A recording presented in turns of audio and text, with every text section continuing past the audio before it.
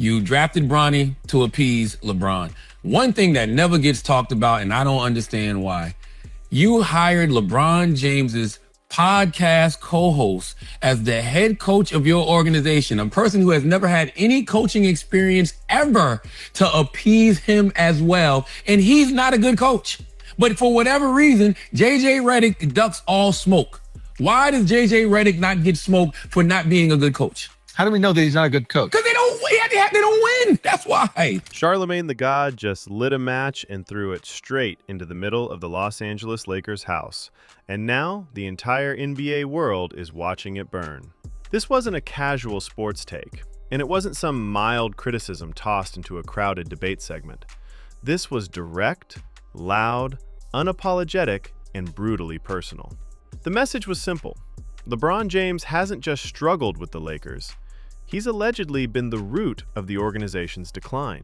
What outlet released this? Jeannie Buss. It was with the ESPN? I saw a headline, but she said that that LeBron wasn't grateful enough that they drafted Bronny. Was that the... Listen, I don't know if LeBron... Yeah, he did say something like that, but I've had this theory for a while. I've said it in numerous group chats with different sports people. The worst thing that has happened to the Lakers over the last 7-8 years has been LeBron James. Do you agree with Charlamagne that LeBron's influence has hurt the Lakers more than it helped? Or is he still the biggest reason the franchise stayed relevant and competitive all these years? Drop your take in the comments, defend your side, and let's see where the real fans stand on this debate. Well, it depends what you mean by worse.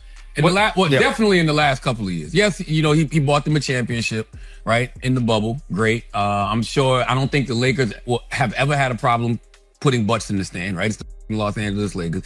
They've never had a problem selling merch. It's the motherfucking Los Angeles Lakers. But in the last couple of years, let's think about the things that have happened. LeBron James got Bronny James drafted, right?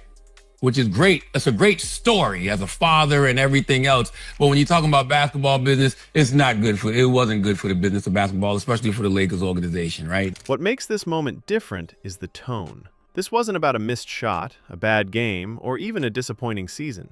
Charlamagne framed the entire LeBron era in Los Angeles as a long-term mistake, a move that reshaped the franchise around one player's power, influence, and personal agenda. He argued that the Lakers didn't just sign LeBron to win championships, they handed him control. And once that happened, the organization stopped operating like the historic powerhouse it once was and started operating like a franchise trying to keep its superstar happy at all costs. Why? How can we confirm that? That if we're talking about basketball business, he hasn't produced. Basketball, you got to. Well, if I do a draft pick, right, that person has to produce on the court. If Bronny James was any other player and not LeBron James' son, you would be saying that was a bust body. The criticism hits hardest when you look at the timeline.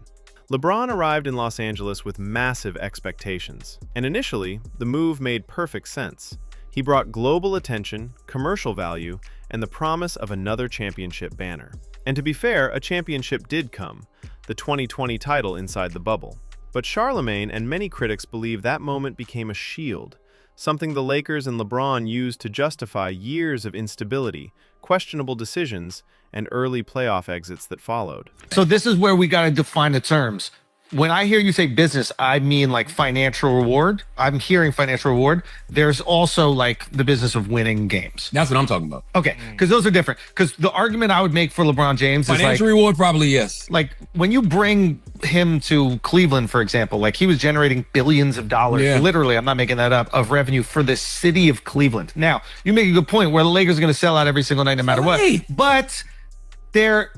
With LeBron, you can sell those tickets a little bit more. With LeBron, you're not only going to sell them a little bit more. LeBron brings other talent there, i.e., like a Luka. They haven't won though. From Charlamagne's perspective, the bubble championship doesn't carry the same weight as a traditional season. The argument is that it happened under unusual conditions, without the full grind of an 82-game schedule, and without the typical playoff environment.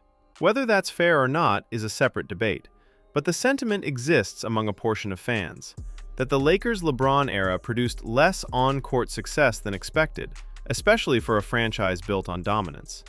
I think the people who own the team, right, they're not buying the team just because they want to win championships. We agree with that, right? Like they also want to make money, that this is like a profitable Absolutely. endeavor. And having LeBron on the team and keeping LeBron happy is worth it, because you could own, and I'm putting only in quotes, you can only pay LeBron $40 million a year, whatever the salary cap is, but he's generating your team a disproportionate amount of money compared to the amount that you're paying him. Then comes the real controversy, the idea that roster moves and organizational decisions were made primarily to appease LeBron.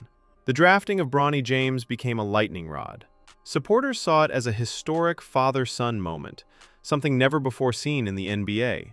Critics saw it as favoritism. Charlamagne leaned heavily into the latter, arguing that if Bronny had any other last name, the conversation about his readiness for the league would be very different. And then, like, look what she said. And team sources told ESPN she even begun to turn against the Lakers star player LeBron James. Jeannie privately grumbled. People close to the team say about what she felt was James' outsized ego and the overt control that he and Clutch Sports, which represents both James and Anthony, They do have that, exerted over the organization at times. She didn't like that James was considered a savior for a floundering franchise when he arrived in 2018, and that it was he who chose the Lakers rather than the team's leadership receiving praise for landing him. Team sources have been adamant for years that James' camp informed the Lakers as early as 2017 that he was coming to join them when he became a free agent the following year. The distance between Ginny and James widened after the Lakers traded for Russell Westbrook in July 2021. People close to the team said the team had made the trade in an effort to appease James, but the acquisition backfired in catastrophic fashion. LA went 33-49 and missed the playoffs, and James seemed to wash his hands of his role in the trade. That's where the conversation shifts from basketball performance to power dynamics. Charlamagne didn't just question Bronny's place in the league, he questioned the Lakers' willingness to bend. The implication was that the franchise, once known for dictating its own direction, began reacting to LeBron instead of leading him. And when a team stops leading, Charlamagne suggests, it starts losing its identity. But for whatever reason, JJ Redick ducks all smoke. Why does JJ Redick not get smoked for not being a good coach? How do we know that he's not a good coach? Because they don't win. That's why. Yeah, but I think winning is a combination. I'm not just saying this because I like JJ, but like I think winning is a combination of being a good coach and having the right team to win. He had LeBron. He had Anthony Davis. Now he's got LeBron. He's got Luka. He's got Austin Reeves. Like, what are we talking about here? Another major flashpoint is the hiring decisions surrounding the team. Charlamagne and others have pointed to the perception that relationships, media presence, and personal connections played a role in shaping leadership positions. Whether those claims are fair or exaggerated, they add to a growing narrative that the Lakers' internal structure changed dramatically during the LeBron era. The argument isn't just that decisions were wrong, it's that they were made for the wrong reasons. The criticism doesn't stop at management. Coaching has also come under fire, especially when results don't match expectations. When a roster includes multiple all-star caliber players and the team still struggles to dominate consistently, the blame inevitably spreads. Charlamagne's stance is blunt. Winning should be the standard, not the exception. If the wins aren't there, then excuses about chemistry, injuries, or development don't hold much weight in a city like Los Angeles. But here's where the debate becomes more complicated. Because while Charlamagne's criticisms resonate with some fans, they ignore another reality. LeBron has always been a system in himself. Everywhere he's played, teams have reorganized around him. Cleveland did it, Miami did it, Los Angeles did it, and for the most part, it worked. Championships followed, revenue exploded, global attention increased. The formula was proven long before he ever put on a Lakers jersey. Financially, LeBron's impact on the Lakers is undeniable. Ticket prices, jersey sales, international viewership, sponsorship deals, all of it surged. Even critics acknowledge that his presence turned every Lakers game into a global event. The franchise didn't just gain a player, it gained an economic engine. That matters in modern sports, where profitability and branding often sit alongside championships as key measures of success. Still, for many fans, especially Lakers fans, money doesn't replace banners. The franchise's legacy is built on winning, not just relevance. And that's where the tension lives. Because while LeBron delivered a championship, the years surrounding it have been uneven. Injuries, roster experiments, failed trades, and early playoff exits created a sense that the team never fully stabilized during his tenure. Charlamagne's harshest claim is that LeBron's influence may have cost the Lakers their long-term future. Trading young talent, reshaping the roster repeatedly, and chasing short-term contention instead of building continuity, those decisions, critics argue, left the team in a constant state of reset. Instead of developing a sustainable system, the Lakers kept pivoting, always trying to align with LeBron's timeline. Supporters push back hard on that narrative. They argue that LeBron did exactly what he was brought in to do: win now. That's the expectation when you sign a superstar in the later stages of his career. You don't build for 10 years, you build for today. And in that context, the moves make sense. The championship validated the strategy, at least in the short term. But the arrival of younger stars and new leadership dynamics has changed the conversation.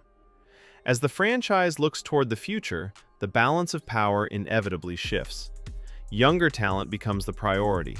Long-term planning returns to the forefront. And suddenly, LeBron's presence isn't just about what he's doing on the court, it's about how his legacy fits into the team's next chapter. Charlamagne's comments tap into that transition. His argument isn't just about past failures, it's about the present reality. He suggests that the Lakers are caught between two identities, honoring LeBron's era while trying to build the next one. And in that tension, confusion emerges. Who's leading? Who's shaping the future? And how much influence should LeBron still have? The emotional weight of the conversation is impossible to ignore. LeBron isn't just another player, he's one of the most polarizing figures in sports history. Every success is amplified, every failure is dissected, every decision is questioned. And after more than 2 decades in the spotlight, the reactions are stronger than ever. Charlamagne's rant didn't create the debate, it exposed it. The questions were already there. Did the Lakers sacrifice too much control? Did LeBron's influence reshape the franchise in ways that hurt its long-term stability?